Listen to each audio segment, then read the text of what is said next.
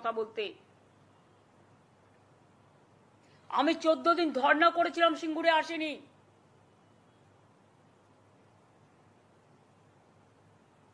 কিন্তু আমরা প্রথম দিন থেকেই চেষ্টা করে যাচ্ছি। We tried our best. এরপরে আশা করি জনগণ আমাকে ক্ষমা করবেন আমার এই কটি কথা বলার জন্য। আমাদের নামে আমাকে অনেক অসম্মান করা হয়েছে।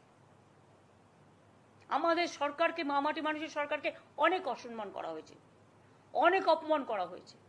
সোশ্যাল নেটওয়ার্কে অনেক ভুল বোঝাবুঝি হয়েছে, অনেক কুৎসা অপপ্রচার হয়েছে, যারা সাধারণ মানুষ জানতেন না যে এর মধ্যে একটা কালার আছে।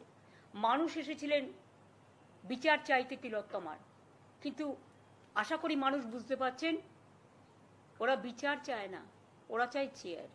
আমি মানুষের স্বার্থে এমনকি নিজে পদত্যাগ করতেও রাজি আছি। আমার মুখ্যমন্ত্রীর পদ চাই না, কিন্তু আমি চাই মানুষ বিচার পাক, তিলোত্তমা বিচার পাক, আর সাধারণ মানুষ চিকিৎসা পাক। আর তা না হলে কিন্তু আপনাদেরও যেমন আন্দোলন আছে, পরিবারগুলো যদি আমাদের কাছে কৈফিয়ত চাই, আমাদেরও তো কৈফিয়ত দিতে হবে। আমরা তার জন্য তৈরি থাকবো। অনেক অনেক ধন্যবাদ। নমস্কার।